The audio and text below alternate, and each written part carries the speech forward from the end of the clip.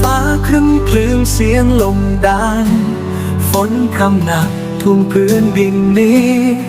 พ่อแม่ลูกญาติพี่น้องที่มีแยกจากกันไปไม่ทันร่ำลา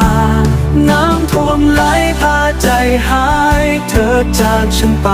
ทิ้งรอยน้ำตา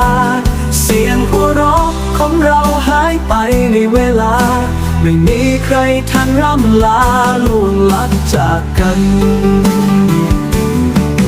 อย่างพังพินาศในพริบตาความรักความห่วงหาโดนกระแสน้ำพาไปจับมือกันไว้ก็ไม่ทันความเสียใจเหลือเพียงความทรงจำลอยในกระแสน้ำเย็นน้ำท่วมไหลพาใจหายเธอจากฉันไปทิ้งรอยน้ำตาเสียงหัวเราะของเราหายไปในเวลาไม่มีใครทันร่ำลาล่วงลับจากกันทูลมองท้องฟ้าหลังประยุกต์ผ่านไปเหลือแค่ฝุ่นดินความว่างเปล่าในใจอยากย้อนเวลาให้ได้กลับไปแต่ทุกอย่างจากไปกับสายน้ำที่ลบเลือนน้ำท่วมไหลพาใจหายเธอจากฉันไปทิ้งรอยน้ำตา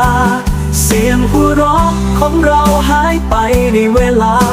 ไม่มีใครทันร่ำลาล่วงลับจากกันยืนมองท้องฟ้าหลังพายุผ่านไปเหลือเพียงฝุ่นดินความว่างเปล่าในใจอยากย้อนเวลาให้ได้กลับไปแต่ทุกอย่างจากไปกับสายน้ำที่ลบเลือนในหัวใจยังคงเฝ้าคิดถึงแต่สายน้ำยังคงล่องลอยไปพ่อแม่ลูกญาติพี่น้องจากกันไกลเหลือเพียงฝันที่เฝ้าคอยกลับมา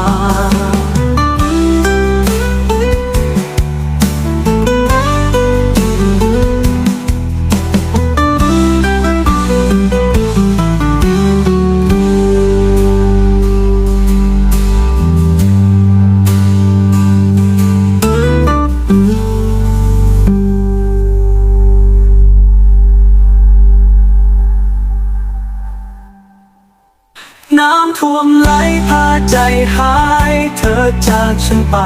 ทิ้งรอยน้ำตาเสียงหัวเราะของเราหายไปในเวลา